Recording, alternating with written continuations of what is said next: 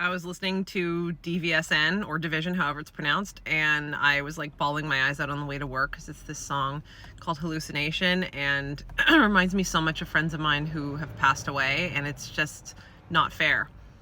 So that's all I want to say. Addiction is not fair. It really made me think this morning and feel this morning, because I no longer run to bury my feelings in red wine or drugs or partying or compulsive socializing. So, I kind of had to sit in it and just remember my friends. And it sucks.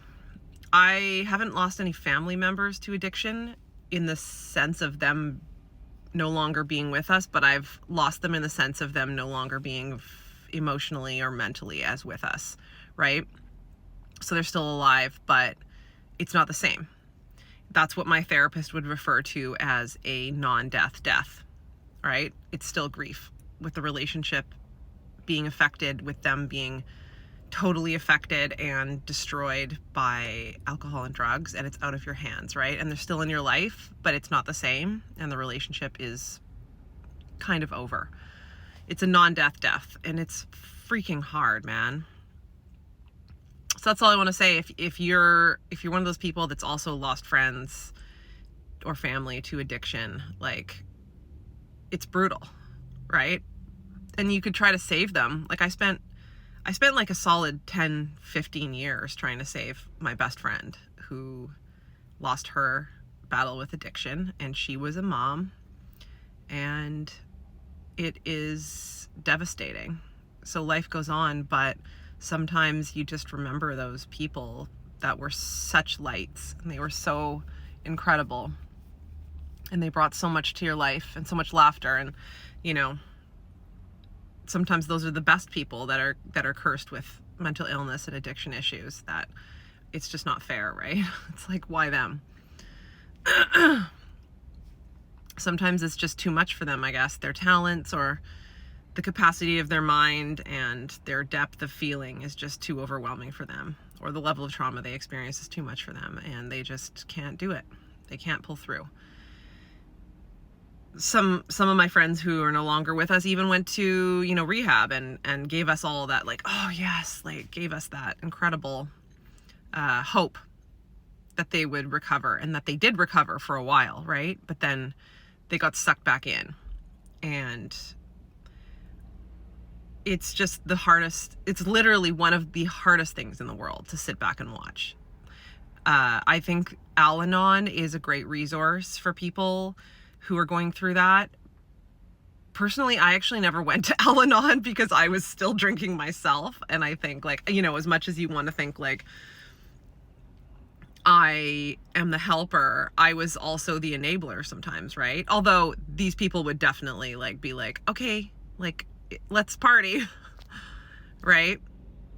At the end of the day, they are the captain of the ship. But I did learn,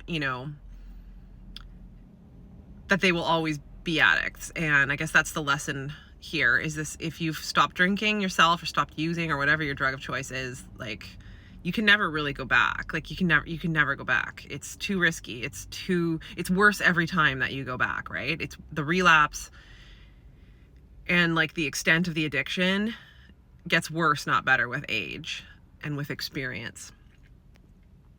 Even though our rational brain tells us we can handle it, it's not our rational brain. It's the actual addiction, like working you like a puppet, telling you that you can come back. But the safest and most successful is zero tolerance policy. Zero alcohol, zero drugs, not moderation. Moderation did not work for me, and it certainly did not work for any of my friends that are not here with us anymore.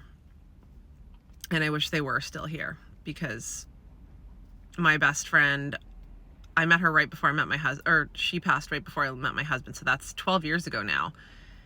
I remember it like it was yesterday, and it's not fair. And it made me so resolved to have more boundaries with people with addiction in my life, because it put me through hell to watch that and to be so close to someone who lost their battle. It took me a long time, and I'm still working on those boundaries, by the way, right? I'm not like Miss Perfect over here.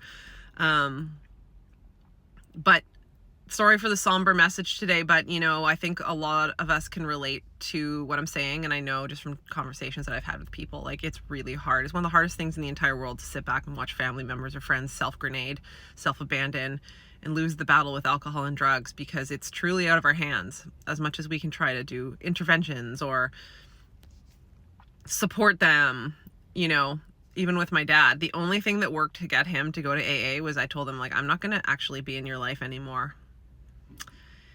I am not your therapist, I'm your child, and I can't do this anymore, so unless you get sober, I can't be in your life anymore. And he's, boom, he went to AA the next day. Like, sometimes boundaries are the only thing that works, but at the end of the day, the person needs to be wanting to change, and they can't always handle it. Anyways, I hope you guys have a great sober Wednesday, and if you can relate to this video, then drop me a heart emoji below.